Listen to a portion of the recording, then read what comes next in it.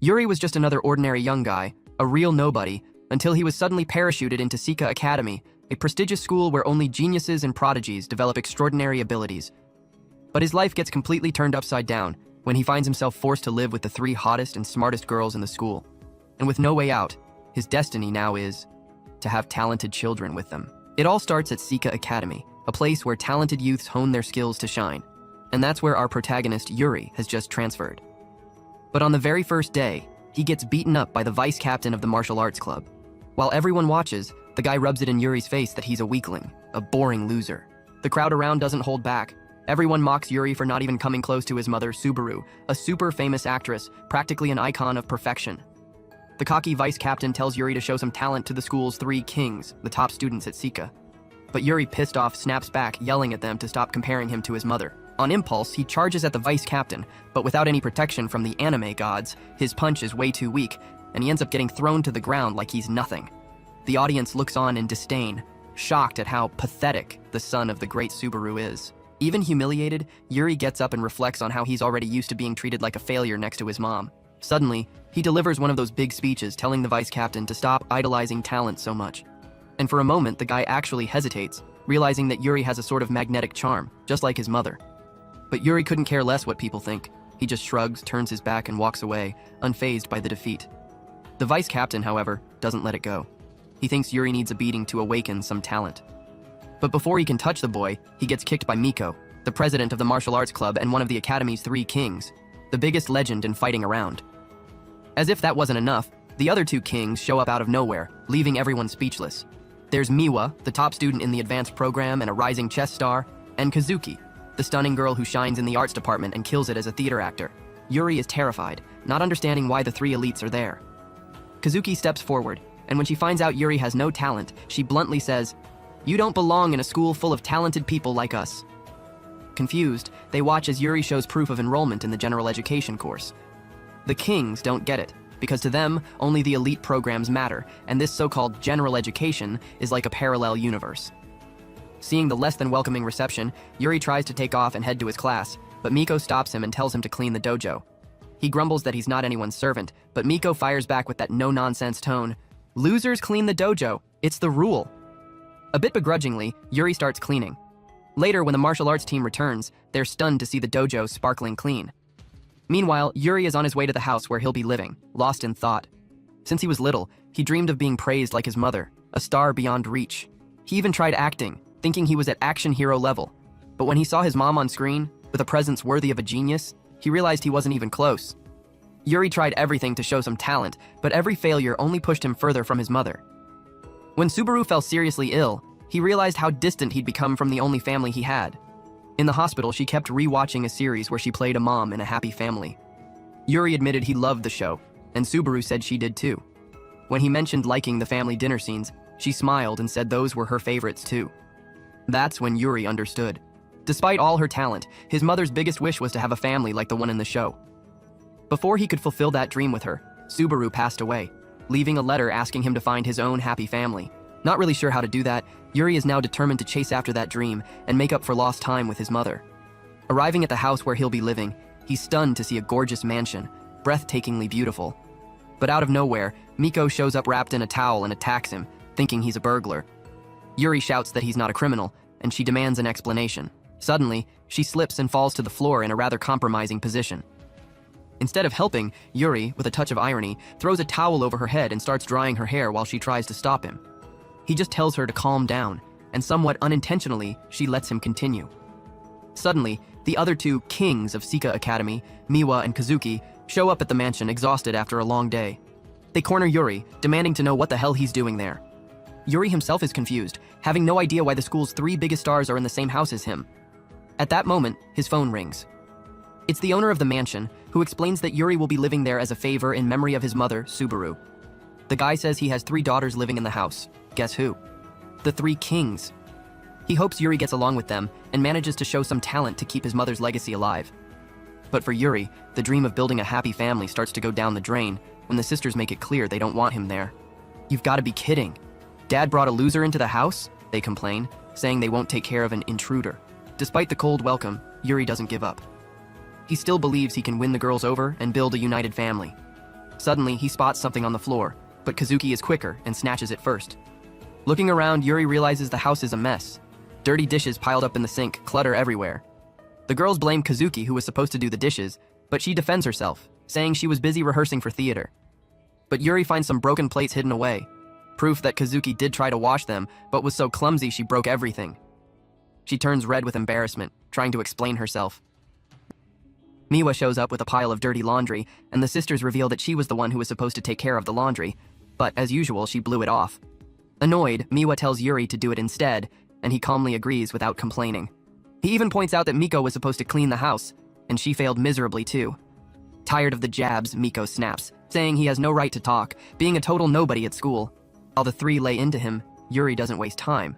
He starts cleaning everything. To their surprise, by the time they're done mocking him, the house is spotless. Miko remembers he was the one who left the dojo sparkling clean at school.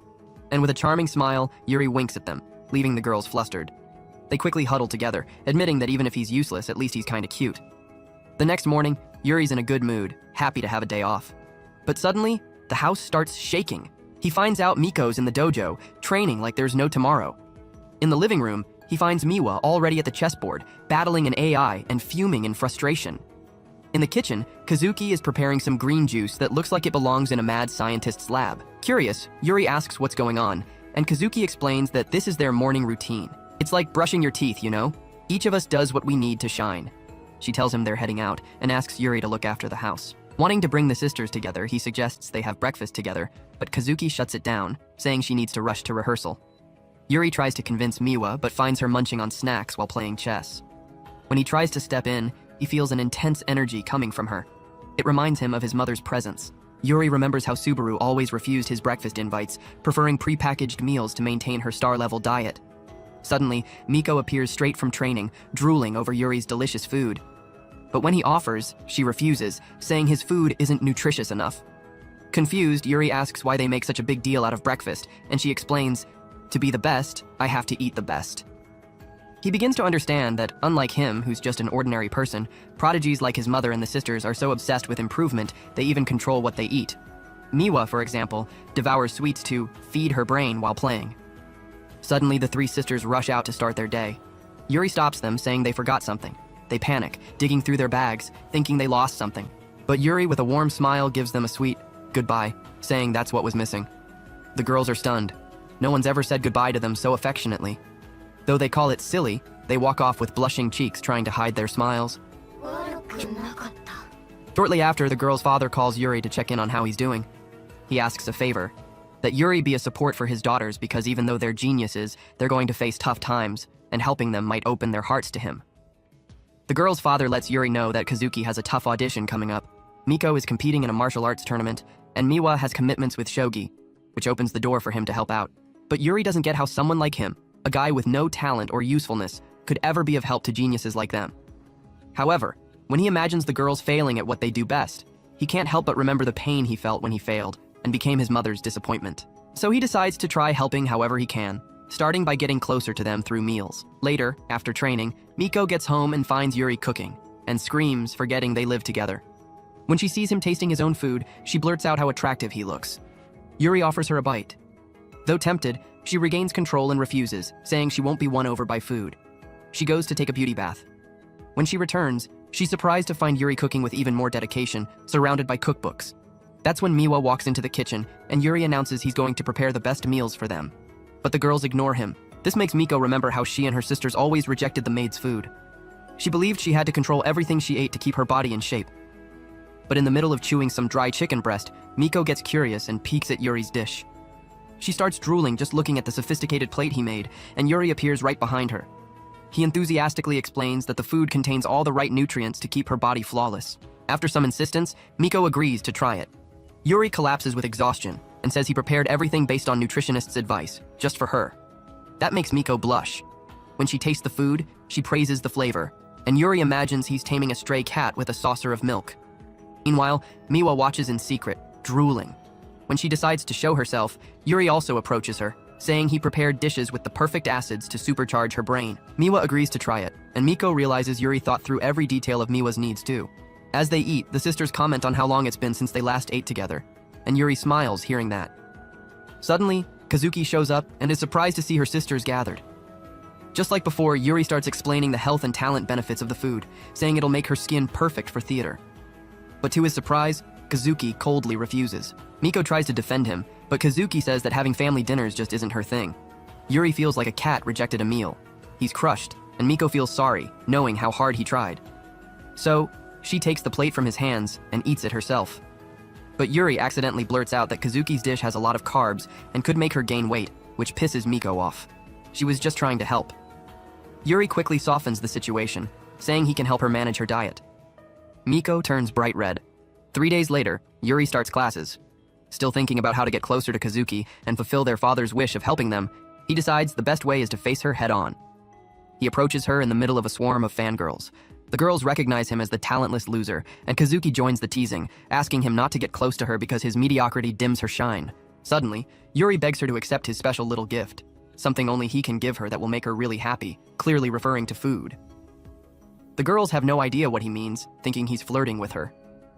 Kazuki, dying of embarrassment, says he's making the girls misunderstand everything and that he'll pay for it when they get home. That only worsens her situation, making the fans even more suspicious, believing Kazuki is in some kind of relationship with Yuri. He seizes the moment and runs off. He then looks for Miko to ask for help with Kazuki. But when he calls her, she can only think about how he makes her flustered.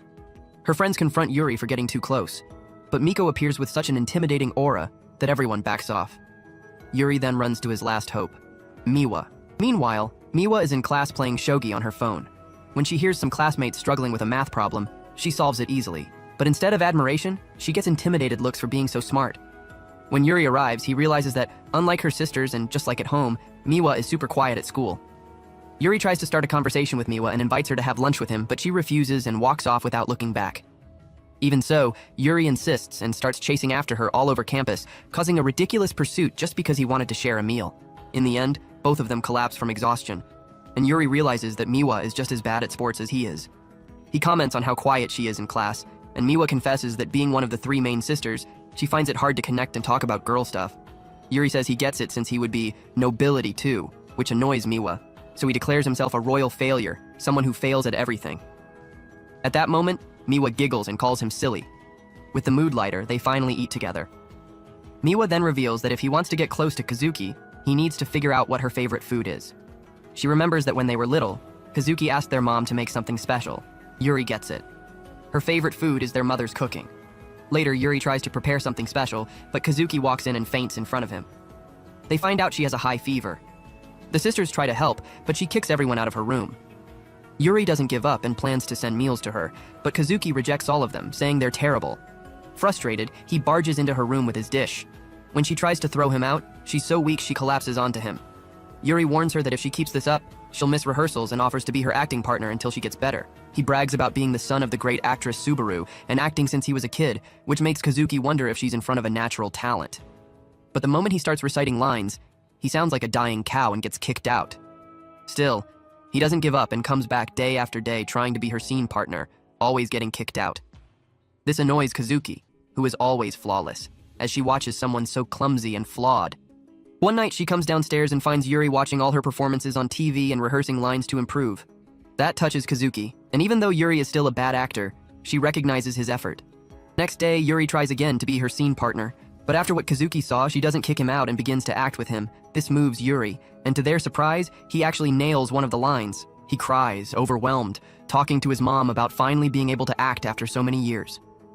Kazuki feels envious of his passion for his own struggles.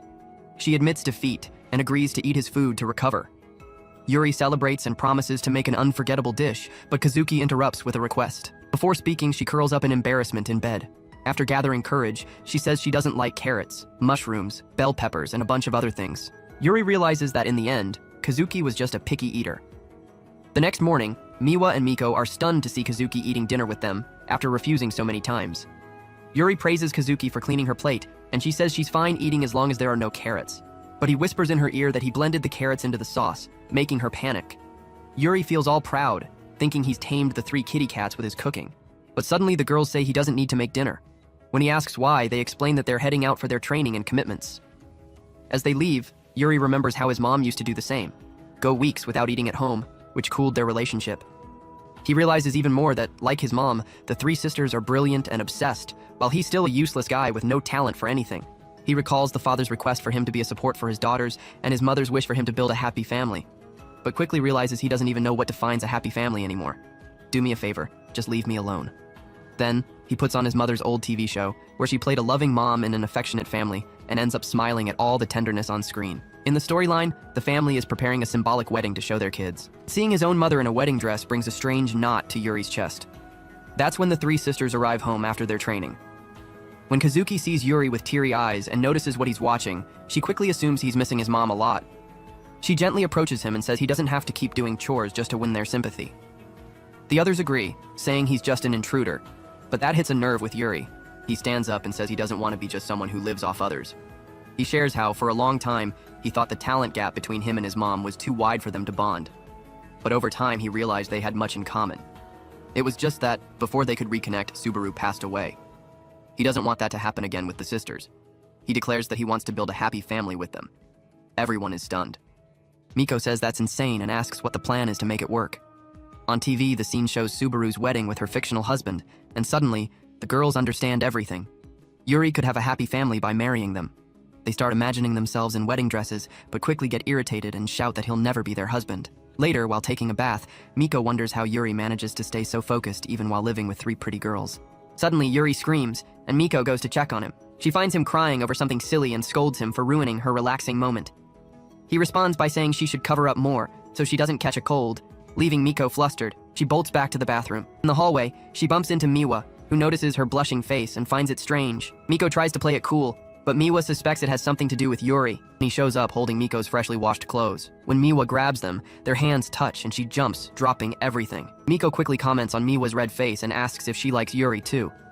Miwa angrily denies it, and the two start arguing, swearing they feel nothing for him. Suddenly, Kazuki appears and mocks them for fighting over a loser like Yuri. But right after, Yuri asks Kazuki for help putting a pot away on a high shelf. She helps naturally. Afterward, Yuri thanks her with a smile, and even though she tries to keep her cool, Kazuki blushes. The others notice. That sparks yet another argument among the girls. Yuri steps in and scolds them, saying they're fighting without even knowing why, which only makes them even more annoyed. After they storm off, Yuri realizes the house is a mess again, which frustrates him. But remembering their shared meals, he feels proud of the small progress. Out of nowhere, he finds an old photo of the sisters as kids and can't believe how cute and precious they looked. He realizes the photo belongs to one of them, but none admit it. He understands that the one hiding it must miss how things used to be, and just like him, wishes for a real family. The next day, before he can find out who it belongs to, the sisters announce they're leaving for the weekend because of tournaments and commitments, leaving Yuri without an answer. However, by checking each of their destinations, he gets an idea to bring them together. At night, he prepares warm milk for them, and reveals that he reserved hotel rooms for their events. Miwa complains, saying she hates hotel food, and Yuri teases her, saying she'll miss his cooking. Miwa gets flustered, and the others, though silent, think the same. The next day, they head off to face their challenges. Miwa arrives at the shogi tournament and destroys her opponents, showing why she's considered a true prodigy. Later, on the way to the hotel, Miwa passes by a cherry blossom festival and remembers the day she went there with her sisters. When she arrives at the hotel, to her surprise, Kazuki is there too. While checking in, they ask each other what they're doing in the same place.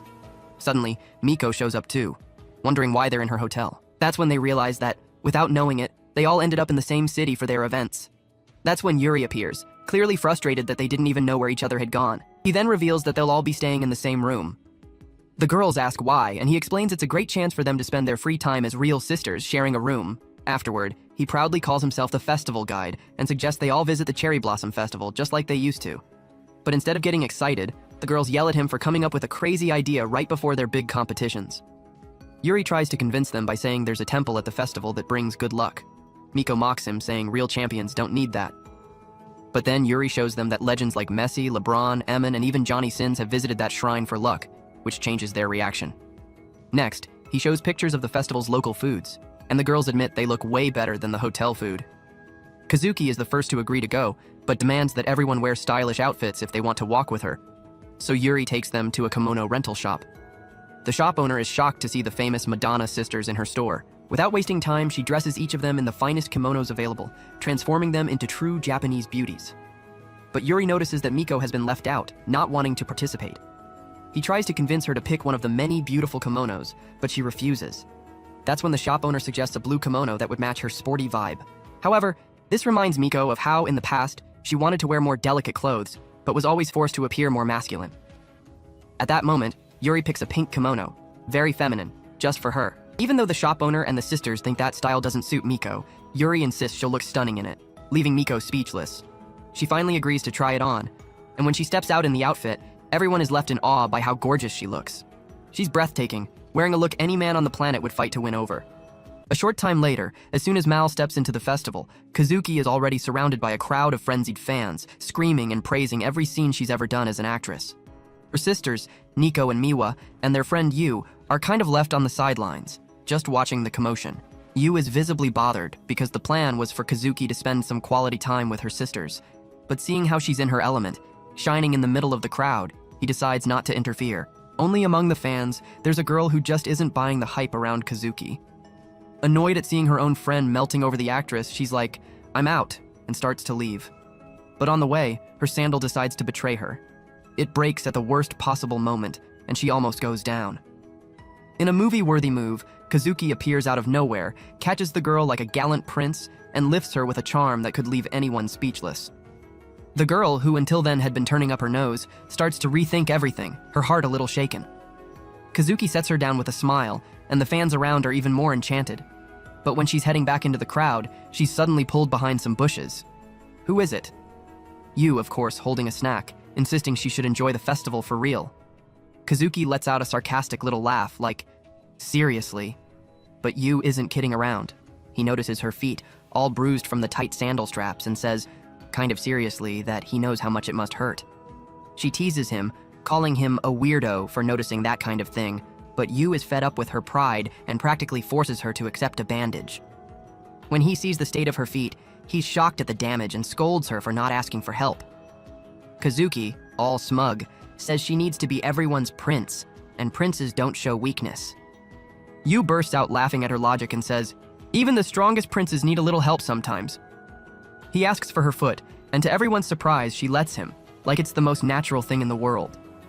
Yu applies the bandage gently, easing her pain. Meanwhile, Nico and Miwa are in the middle of a fish-catching competition, with Nico getting completely owned by the little fish, unable to catch a single one. Suddenly, Kazuki and Yu show up, and the sisters burst out laughing at the sight of Kazuki wearing a ridiculous mask. Yu explains it so she won't draw so much attention. They join the fun and split into teams to see who can catch more fish. Miwa, with her teasing style, tells Kazuki to keep the mask on because, according to her, her sister's face always looks like she ate something she didn't like, and at least the mask makes her look lighter. After a few rounds, the girls are fully into the competition, and Yu, no match for their fire, takes a step back to plan the next moment of the day. He heads to the festival's main event, a crazy challenge of crossing a lake by stepping on lotus leaves, with the prize being unbeatable luck and a photo with the golden guardian of the temple, a special memory the three sisters had once shared and that Yu wants to bring back. But it's not that simple. Right from the start, one competitor plunges into the water, and everyone realizes that some leaves just sink. One by one, participants fall into the drink. The organizers, watching, remember how the three sisters aced this challenge in the past. It's Yu's turn, and guess what? He falls in too. But unlike the others, he's stubborn as can be. He tries again and again, even with the crowd around getting worried about his persistence. An hour later, a heavy rain starts, and Yu is still there, falling and getting back up, refusing to give up. The organizers even try to give him the victory because everyone else has dropped out. But Yu won't take the easy way out. He closes his eyes and imagines how the sisters won before, combining their strengths. With a mix of faith, grit, and a little push from the anime gods, he tries one last time and miraculously crosses the lake to the end. The crowd cheers and the organizers congratulate him, inviting him to take the photo. But Yu asks for a moment and runs to get the sisters. Only when he gets there, the festival is empty. It closed early because of the rain. He blames himself, thinking he was selfish, focusing on the competition and forgetting the sisters didn't even want to be there that much. But suddenly, the three of them appear, umbrellas open, shielding him from the rain. He's stunned they didn't leave, and they, with mischievous smiles, say they're not so cold-hearted as to abandon their friend. Kazuki nudges Yu, reminding him that he's the boss of the festival outing and needs to keep killing it. That gives him a boost of energy. Seeing Yu drenched and slumped on the ground, the three sisters, in one spontaneous gesture, offer him their umbrellas. They blush furiously, realizing they all want the same thing, to walk close to him, holding his hand. To decide who gets Yu's company, they resort to good old rock, paper, scissors, but deep down, each is rooting to lose. Nico loses, and as she walks beside him, feels her heart racing so fast it might burst. Back at the hotel, the sisters relax together in an outdoor bath. After what happened earlier, Nico starts wondering why she got so nervous around Yu. Without even realizing, she starts fiddling with her magic cannons, imagining what size would catch his attention the most. Miwa and Kazuki crack up, teasing that her charms will never beat their superpowers. When they get out of the bath, they run into Yu, still all dirty and looking kind of lost. They ask what happened, and he sheepishly admits he forgot to book a room for himself, too focused on making their day special. He waves goodbye, saying he'll make do with his friends on the street, but Kazuki doesn't let him take even one step. In the blink of an eye, Yu is staying with them. The sisters put their foot down. They won't let him be alone, especially since they already share the house normally. Yu thanks them, moved, and says he needs to find a robe to take a shower. He bumps into Kazuki, who's also looking for one, and she gets all flustered with him so close. Miwa tries to help find the robe, but when Yu comes near, she catches that manly scent and almost faints from nerves. Then Nico comes in, finding a robe on a high shelf. Since she's short, Yu stretches over her to grab it, and she catches his cologne, almost losing it right there. When Yu heads to the shower, the sisters are in an uproar, knowing things are getting dangerous. That night, none of them can sleep, aware that it's because Yu is in the same room, but they convince themselves it's just the excitement from the festival competitions. Meanwhile, Yu is perfectly fine, happy with how the day went. He remembers how hard it was to make the sisters smile for the photo at the start, but when he got even wetter by accident, they burst out laughing, and he got the perfect shot. He feels proud for recreating the old photo, but when he looks for it, he sees it's gone, with a note saying the true owner took it back. Curiously, he's not upset. On the contrary, he feels that one of the sisters is genuinely grateful for the trip, and that makes him fall asleep with a smile on his face. Suddenly, the sisters wake up, annoyed at how easily Yu fell asleep. They start chatting about the day, how Yu chose the perfect floral kimono for Nico, just like the one she loved before becoming the tomboy of the group. Nico, a bit embarrassed, admits he nailed it. Kazuki also confesses that Yu managed to make her drop the star mode and truly enjoy herself. Miwa laughs but is quickly reminded she's still the same, obsessed with the game stalls, even though she's terrible, always needing Kazuki to win the prizes for her. They get thoughtful with all this nostalgic talk, and Kazuki opens up that at home, each of them lives in their own world, so distant from one another. Then it hits them. Yu really did manage to bring the sisters back together. Looking at the two photos, Miwa feels a warmth in her chest, happy to have her sisters back like before, even if just for one night. All thanks to the guy who totally nailed it.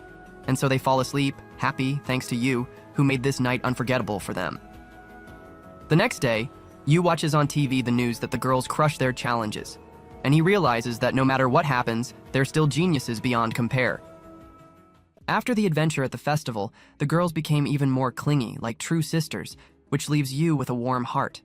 He still has in mind the promise to go all out with a dinner for them. So as soon as school ends, he flies home, all excited to prepare a feast. But upon opening the door, he gets a shock. The girls are already there, well before the scheduled time.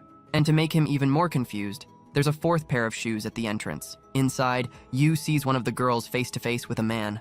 When the guy starts talking, Yu immediately realizes that it's their father. Somewhat awkward, he greets and thanks him for letting him stay in the house. The father, with a serious expression, speaks about Subaru's death, Yu's mother, and says her talent could live on in the sun, but only if he works really hard. Suddenly, Yu notices an awkward silence. The sisters are mute, tense. He discovers that the father had been pressuring them, demanding results as if he were a judge. Coldly, the three tell him straight that they're dominating the competitions, as if they were unbeatable. The father just nods, tells them to keep going like that, and turns to leave. Yu, on impulse, calls him back. All excited, he says he's preparing that big dinner and invites the father to stay. But the man, dry as a desert, says he already heard the report from the daughters and sees no reason to stay. Then the father notices the mask they brought from the festival. Yu, with a grin from ear to ear, explains that he took the girls there, his idea, so they could relive childhood and take a photo at the Temple of Luck. Instead of finding it cool, the father looks at Yu with anger. My daughters don't need some stupid luck to shine, he rages. And he doesn't stop there. He says he knows Yu is a talentless useless, a disappointment to Subaru, who was a brilliant actress. With hatred, he breaks the mask in half and throws it in Yu's face, saying there's no place in this house for a failure. He grabs Yu's shoulder hard, as if wanting to rip him away. But before things get worse, the girls step in. They defend Yu, saying that even without trophies or talents, he's a guy who works his butt off and takes care of the house like no one else. The father, stunned, questions how they can bear living with a 0 on the left. Nervous but firm, they assure they need Yu, that he keeps them focused and at the top. Those words strike Yu full on, like a hug. After hearing the daughters, the father, still unwilling, lets Yu stay, but issues an ultimatum. They have to focus on their talents and forget nonsense like festivals. When he leaves, Yu tries to cheer the girls on to try the dinner, but Nico, with a sad look, says it's not happening anymore. A week later, Yu is back to square one, eating alone. He now understands that the girls' frightening talent comes from their father's pressure, but he can't get out of his head how downcast they looked in front of him. Meanwhile, the girls train non-stop. Nico in martial arts, Kazuki in theater classes, and Miwa in chess. At snack time, Miwa misses the homemade pudding Yu used to make, a lot better than the bland cookies she eats. The other two also miss Yu's food, which seemed chef level. At home, Yu is still shaken by the father's words, who said he was holding the daughters back. He just wanted the sisters to come together to eat, like a real family, and be more united. He feels like everything fell apart.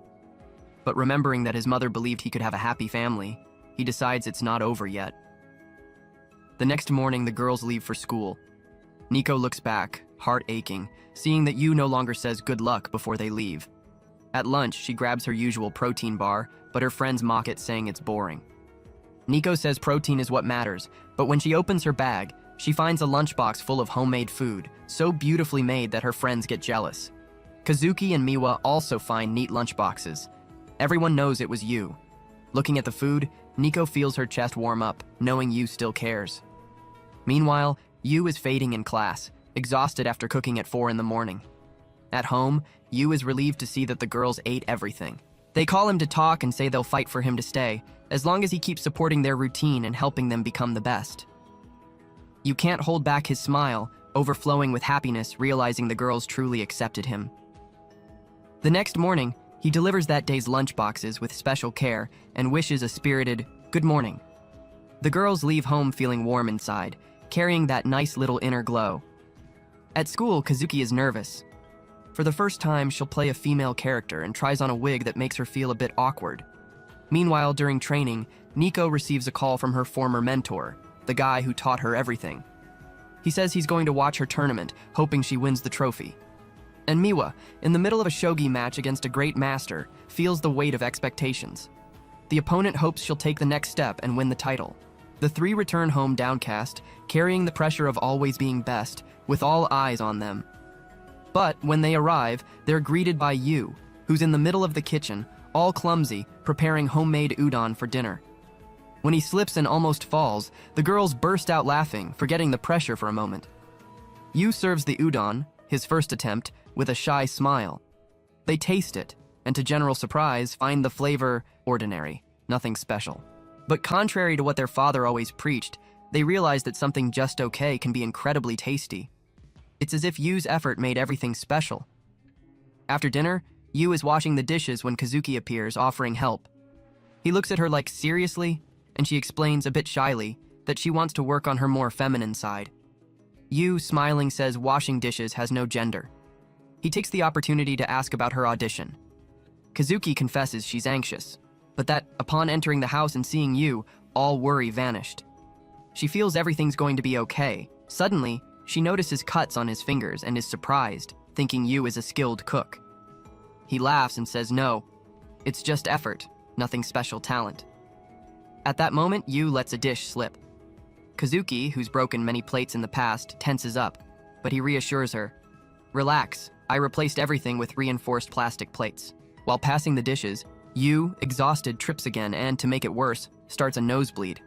Kazuki worries, but while trying to help him, slips and they end up kissing by accident, a more intimate kiss than expected. Yu is on cloud 9 for a second, but soon panics and apologizes, swearing it was an accident. To his surprise, Kazuki reacts with disconcerting calm, saying, "It was just an accident," and goes to her room. Yu is impressed by her maturity, thinking that as an actress she must be used to kissing scenes, but unbeknownst to him, that's not exactly the case. The next day, Nico asks Kazuki to turn on the TV.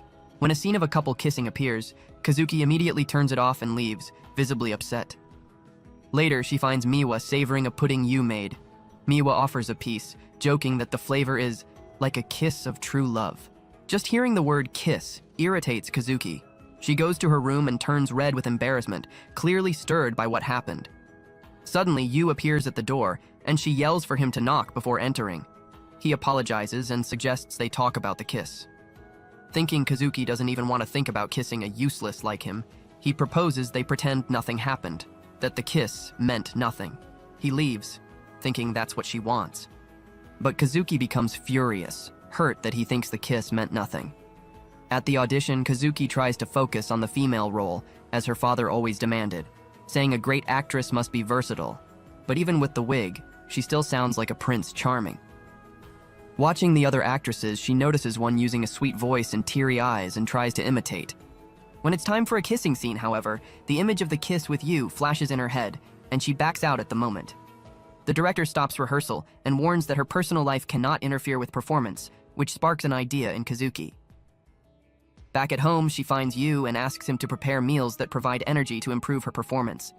Yu, happily surprised, accepts immediately, relieved thinking things are back to normal. But, out of nowhere, Kazuki drops a bombshell. She demands that he go out with her on Sunday, in a tone that leaves Yu jaw-droppingly surprised. Yu kept wondering in his head if that kiss had triggered this whole turn of events. Little did he know that hidden away, Nico and Miwa were listening to everything, wide-eyed. How come their older sister, Kazuki, wanted to set up a date with Yu, the woman who, in their eyes, had no special talent at all? The two got worried about poor Gizzy, but decided to lock themselves in their rooms, pretending they knew nothing. Meanwhile, far from curious ears, Yu pulled Kazuki aside and asked, in a tone of genuine concern, what was going on. She came clean. She was a bundle of nerves over an important audition where she had to play a heroine. To bring the role to life truthfully, Kazuki wanted to feel in her own skin what it was like to be a real protagonist. Yu, impressed with her passion, supported the idea enthusiastically, thinking her dedication was amazing. Kazuki, however, gave him a serious look and asked for absolute secrecy. No one can know, and don't go getting the wrong idea, okay? But Yu was already convinced that, for her to shine, she needed to experience a real date. With a sparkle in his eyes, he encouraged her. I've prepared something special for you. It's going to be unforgettable. Kazuki blushed, trying to hide her racing heartbeat. The next morning, Nico, driven by curiosity, cornered Yu. So, what are you doing on Sunday? She asked suspiciously. Yu dodged, saying he had nothing special planned. Nico was stunned, irritated by the blatant lie, picturing Yu and Kazuki laughing behind her back. Meanwhile, Miwa, who had also heard about the special date plan, let her imagination run wild, picturing some pretty crazy scenes. Dinner was tense, and Yu noticed something was off. When Kazuki, using that almost magical connection between them, spoke to Yu about the date, Nico and Miwa grew even angrier, and Yu began to worry, wondering if it might be that time of the month for the sisters. On Sunday, Yu waited for Kazuki full of excitement, unaware that Nico and Miwa were spying on him, dressed in disguises they'd picked themselves. The idea was to look weird, but in the end, they looked adorable. When Kazuki appeared, all eyes turned to her, dazzling in her most feminine version yet. Yu was left jaw-dropped at her beauty, while the sisters, fuming, watched Kazuki steal the show. Excited, she pulled Yu along to start the date, channeling a movie heroine with a charm that made Yu feel like the luckiest man alive. They went to the aquarium, with Nico and Miwa tailing them, still shocked by Kazuki's look. At the entrance, out of habit, Kazuki began leading Yu up the stairs, but he stopped her, laughing. Hey, you're the princess today, not the prince! They switched places, and Kazuki struggled to keep from laughing. During the show, she tried so hard to act cute that Yu, with a gentle smile, told her, Relax, really throw yourself into it. That's how you'll feel the role. Suddenly, the dolphin splashed water, and Kazuki instinctively shielded Yu from getting wet, as if she were the one in charge of the relationship. The surrounding crowd applauded, charmed, but Nico and Miwa just fumed, seeing Kazuki dominate Yu. The date went on, with Kazuki struggling to loosen up and embody the heroine. Nico and Miwa, relieved, thought the date was a flop. But then Yu had to go to the bathroom, leaving Kazuki alone and nervous, afraid of disappointing him. That's when a slick-looking guy appeared, drooling over her stunning looks and offering a shady talent contract, promising roles with famous stars. Kazuki tried to refuse, but the guy wouldn't give up. That's when Yu came back, more confident than ever, and told the guy to scram, in a tone that left no room for argument.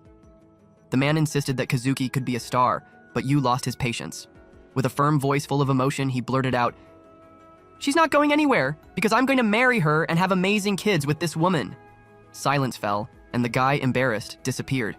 Everyone around was enchanted by Yu's romantic outburst, but he, red with embarrassment, asked Kazuki to forget what he'd said. Only her heart was already melted, completely won over by the gesture. Yu took her hand, feeling the warmth of her fingers in his, and led her to the next destination, the movies. On the way, they didn't let go of each other's hands, even when a few passersby joked that Yu looked like Kazuki's little brother. "What the heck, seriously?" he thought, squeezing her hand tighter, which made her let out a little squeal. Kazuki, realizing it made her feel more feminine, squeezed back, and Yu responded with even more firmness, in a playful back and forth that only heightened their chemistry. Nico and Miwa, watching, couldn't figure out what kind of supernatural connection this was. Still hiding, Nico and Miwa watched wide-eyed as Yu and Kazuki reached the theater, where Yu, all excited, showed her tickets to a romance movie. But Kazuki frowned when she noticed the leading actress was an old colleague of hers, someone who, like her, had dreamed of being a big star. During the film, though, Kazuki began to feel something unsettling. Her colleague's performance reminded her too much of herself in the past when she played male villains. She couldn't see her as the heroine of the story. When the movie ended, she overheard audience members leaving the theater saying, "Wow, what a terrible heroine, I mean, not cute at all."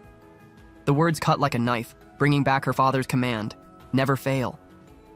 Kazuki's chest tightened, her fear of failure flooding back. Yu, sensing the mood, realized he'd made a mistake choosing that movie. Seeing her so unsure about her own acting broke his heart. Trying to save the day, he announced their next stop, the Ferris wheel. Kazuki and the sisters, still following, rolled their eyes. Seriously? How cliché, they thought. But the atmosphere changed when visitors started whispering about a legend. Anyone who confessed their feelings at the top of the Ferris wheel was destined to be with that person forever. Nico, Miwa, and even Kazuki felt a shiver, imagining what Yu, obsessed with making the date perfect, might do. Kazuki tried to come up with an excuse to escape, but Yu, with a confident smile, pulled her into the cabin. Inside, she couldn't stop blushing, her heart pounding as she thought about his efforts to make the day special. Suddenly, she remembered her journey, starting as a model because of her height, shining on stage as male characters, and gaining fame. But over time, success had become a chain. Failing? Not an option. Her father's words echoed, and the fear of not being able to play a feminine heroine suffocated her. She began to doubt herself, even thinking of giving up the role to avoid failure. In the middle of these thoughts, Kazuki noticed Yu trembling, sweating. "Are you okay?" she asked, concerned. Trying to play it off, he admitted, "Yeah, I handle heights fine, but this see-through floor, it gives me chills." She laughed, scolding him. "Then why'd you pick this Ferris wheel, you idiot?" Yu, eyes shining with determination, answered, "Because this date has to be perfect for you." That struck Kazuki, who felt the weight of what he might say next. Yu stood up, all serious, and she held her breath, fearing a confession. But at the crucial moment, he stumbled over his words, making a mess and looking like a fool. Kazuki, laughing, told him to sit, but deep down, she felt relief. Seeing Yu fail and still try made her envy his freedom. Sitting beside her, Yu pulled out his phone and showed her pictures from the date. "Look, Kazuki, all those times you failed at trying to be the heroine, you were beautiful, authentic." He smiled warmly. "Failing hurts, but it's how you find the ones who truly love you, flaws and all." His words hit Kazuki like a lightning bolt. She wanted to disagree, but deep down she knew he was right. When the Ferris wheel stopped, Nico and Miwa, still spying, were baffled.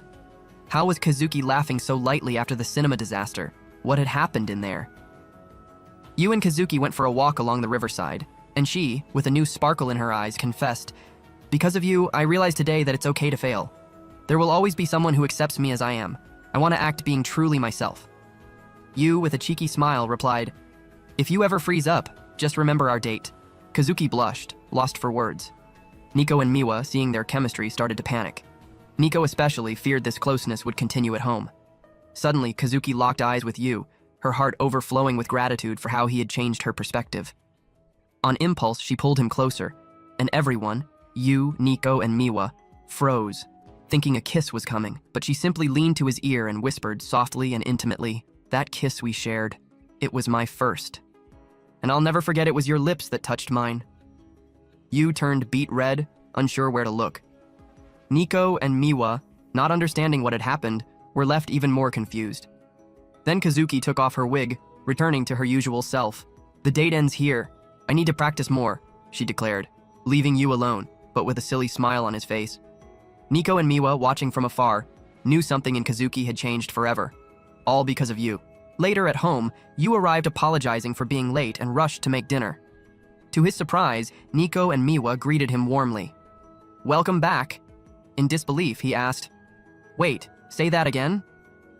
Little did he know they had spied on the entire date, and deep down, wished Yu would do something like that for them too.